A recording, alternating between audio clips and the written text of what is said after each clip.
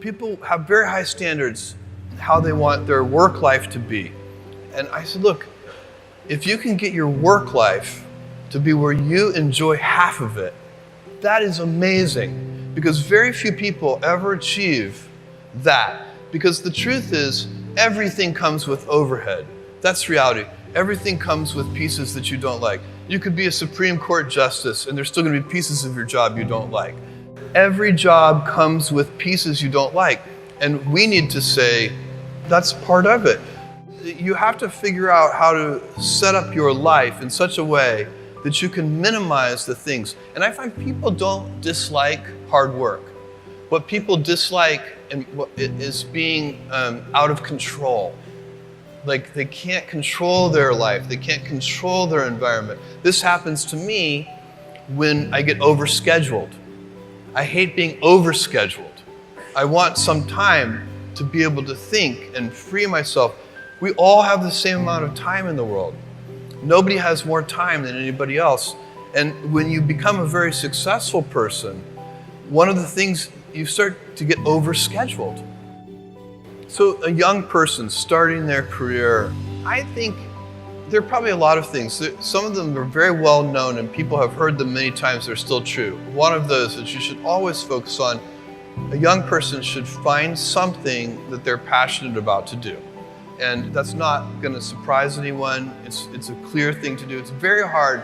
If you don't love your work, you're never going to be great at it. The other thing I would suggest to any young person, even before they start their career, is to really think about their choices. Because I find young people, and when I was young, I made this mistake too. You can get very fixed on your gifts. So everybody has gifts. You know, you have gifts and you have things that you didn't get gifted. Maybe you're extremely beautiful. Maybe you're extremely good at mathematics. There are a lot of things that you can be given.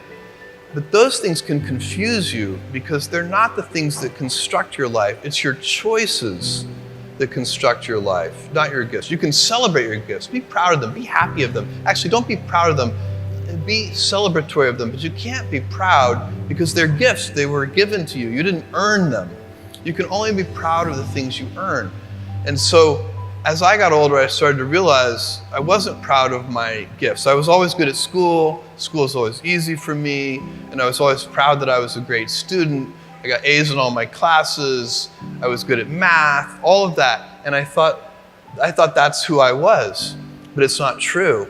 Those are the things that are gifts. What was hard for me is deciding to work hard, deciding to use my gifts in certain ways, to challenge myself, to do things that I didn't think I could do, to put myself in uncomfortable situations. We all I would say to a young person, you can choose a life of ease and comfort, or you can choose a life of service and adventure. Which one of those, when you're 90 years old, are you going to be more proud of? My advice would be the same for any kind of entrepreneur, and that is make sure that you are focused on something you're passionate about. So if you look at the early internet companies, they were started and focused on doing something that they thought was very interesting long before the internet was fashionable in any way. We are currently an underdog once again. We've been in business for 6 years, and there was exactly 1 year where we were not the underdog, and that was 1999.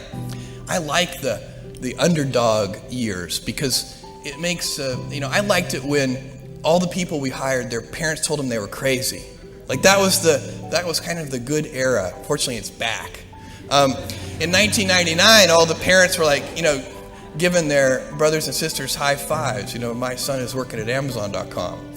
So that's a very, you can't follow the fashion when you're trying to do a startup company, or I think really anything in life. But you have to, as an entrepreneur, if you're gonna build a company, pick something you think is interesting that has the intersection of genuinely creating real customer value, and then just stay right there and let the wave catch you. Whatever it is that you want to do, there's going to be risk in your life. And Risk is a necessary component of progress. You can make any pioneering movements in the world of any kind, whether they be the geographical, physical exploration that I've just been talking about, or whether it be a more cerebral exploration of a scientific field.